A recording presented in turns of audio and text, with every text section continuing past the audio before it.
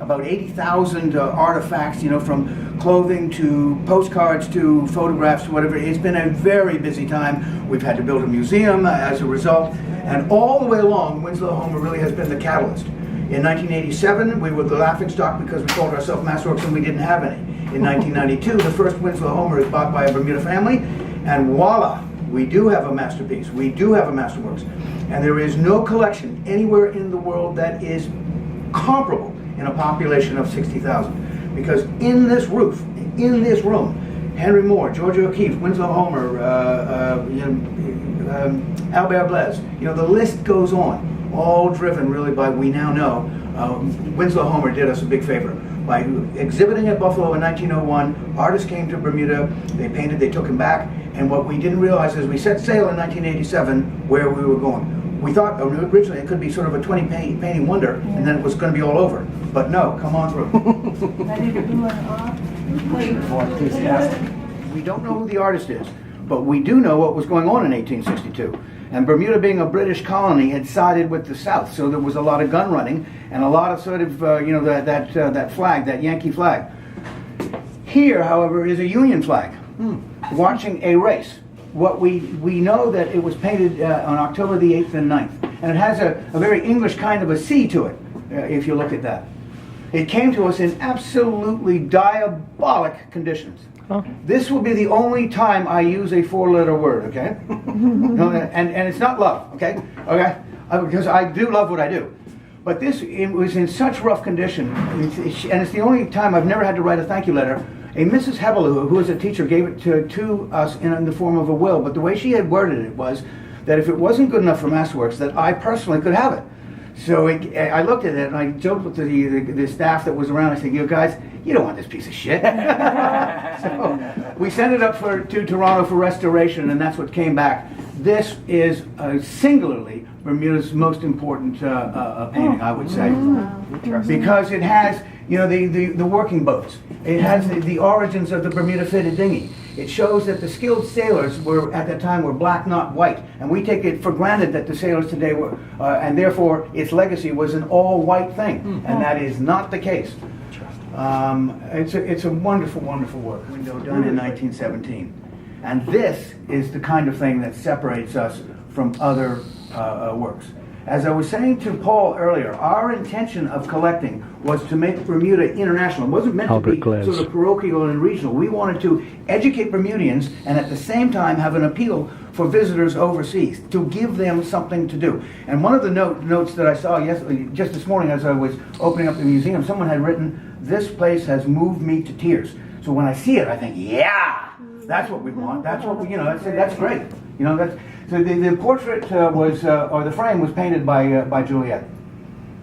It's a beautiful finished painting with this one, a work by Marston Hartley called Sunken Treasure, done in 1935.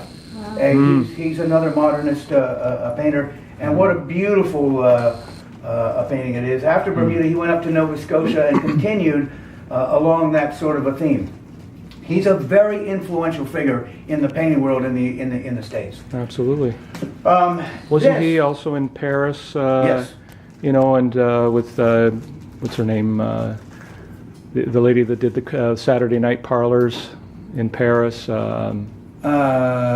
Gertrude Stein. Gertrude Stein, that's exactly right. Now, where's we have a famous quote by Gertrude Stein. Somewhere. If you don't, what's that?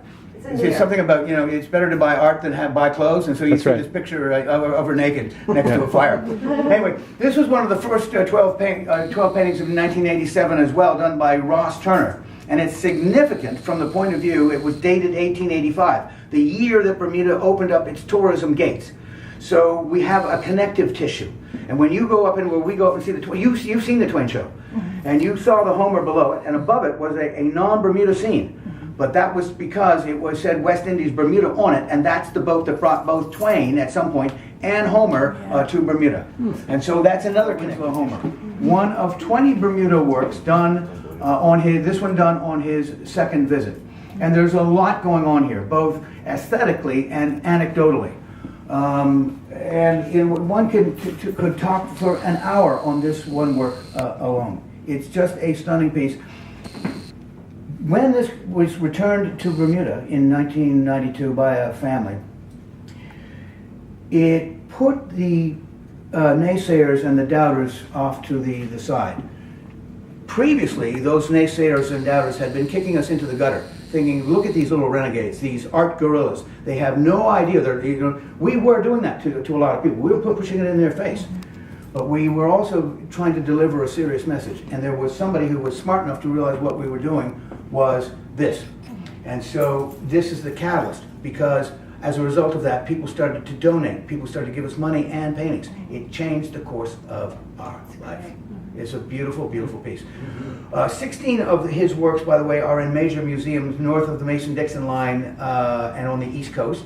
3 are here in Bermuda, and the only other one is in the Thyssen collection in Madrid. Catalyst, again, when this was returned to Bermuda, the museum world, because it was physically moved out of the States into Bermuda, they were saying, my God, Bermuda's starting to collect itself. So there was some alteration going on. Catalyst again. In 2009, as a result of building this museum, which opened up in 2008, the family gave us this painting. And every time those words come off my tongue, I get goosebumps going right through my body, because I know that this is going to be the biggest single day we will ever see in our life. There's only been one Winslow Homer in this world, and he happens to be the greatest landscape American painter ever, and he happened to come to Bermuda. So there is that Winslow Homer. It's a beautiful, beautiful piece. And I mentioned earlier to Paul that he was, for free, he did the marketing because of the Buffalo show. Our next show will be called Marketing, Mythology, and Mayhem for auction for sale in 2003. And that was, we have to have it. You're going to get one chance in life and one chance only. It came from a private collection. It would be the last one that would ever surface that we know, because we know where Homer's works are. I mean, a catalog resume tells you where his life's work is. So this now belongs to us. We were successful. We had 2 campaigns going, but I'm not quite over yet. We, in fact, stay where you are. This, called Movement Bermuda, came up for auction in 2006.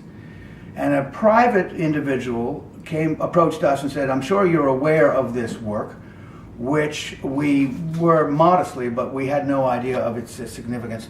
And he said, let's get it together. You raise half the money and I'll pay the other half. We'll divide the painting 6 months of the year. I'll have it for 6, you have it for 6. So we saw our insurance company and everybody was in agreement. We were successful, as you can see, it's in my hand. But the most successful thing is that we've had it here for all 7 years. It has never left this house. And the owner, by the way, knows that. He knows the deal. He reminded me of it just last week. But he said, you can keep it. So it's a wonderful thing. To many American, in the academic world, the museum world, this is one of the most important American paintings ever done, because it's synthetic cubism. Its title is Movement Bermuda. Can you see why, maybe? Any shapes popping out at anybody? The pink is like the very top. architecture. The pink is what? Like the architecture. Keep going. You're on. Okay, so if it's architecture, what's that? A Bermuda roof. Yeah. Okay. What is this? It's a sail. I was gonna say, darn, I had that one. It's a sail. Of course and it is. Hence, Movement Bermuda. About a memory leaving the island. It is great. And what a nice interpretation. If I say nothing else, as you leave and you say, well, who was that Tom Butterfield? What is it that he told us? 4 words that should resonate with you for the rest of your life when you go to a museum. Collection, preservation, interpretation, and study. And so our job here is all 4. Your job is to come and see how we're doing, to study what we've done. For an artist, it's about the interpretation. He moved on to become an abstract or a color field painter. Jack Bush. And he's well known in New York, or in New York circles. He honeymooned in 1934 with his wife Mabel down in St. George's and did some smaller works. 5 years later, back in Toronto, he does this. In the smaller work, she does not exist.